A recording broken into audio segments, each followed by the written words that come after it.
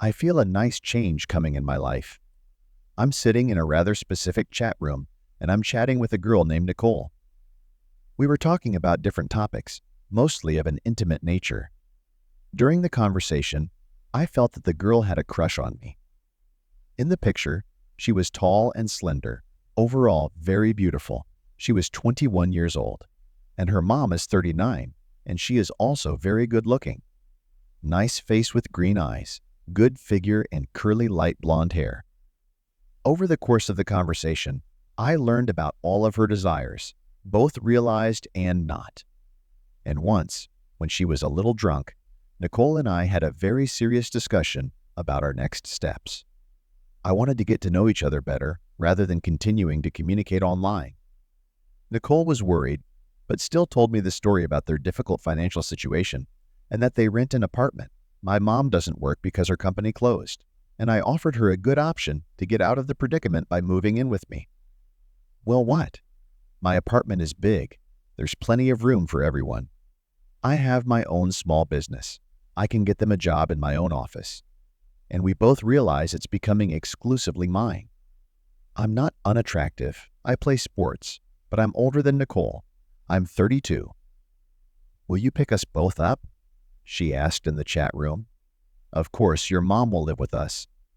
If you agree, I'll book your plane tickets to Chicago tomorrow. I offer you a normal, secure life and the opportunity to be near me. And what will I mean to you? Nicole asked. Predictable question. We've discussed this before. You will belong to me exclusively. You'll be my girlfriend in every sense of the word. Perhaps, if all goes well, I'll take you as my wife.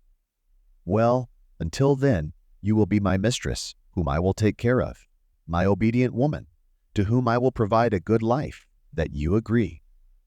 I agree, Nicole replied. Then it was settled. I bought 2 plane tickets and met them at the airport 4 days later.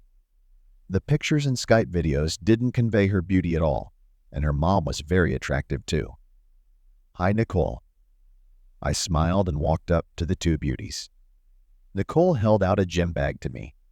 This is my mom, Nora. Her mom smiled at me. They looked a lot alike, only her mother was more elegant and relaxed. I looked at Nicole, silently asking if she had a good flight. We'll go to my place now, have dinner and rest, and then tomorrow we'll look around the city and talk things over. We headed to the parking lot, and I put their things in the trunk of the car. I was genuinely delighted with the mom and daughter's reaction to my car. The fact that it was new made them respect me even more. It turned out that life in their small town wasn't always easy, although they weren't poorly dressed. I invited them to stay with me to give them a few days to adjust to their new surroundings.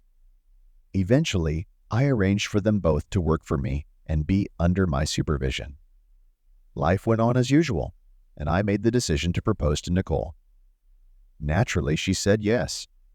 Soon we had a beautiful wedding, and it wasn't long before she became pregnant. I sent my wife to the hospital for a checkup.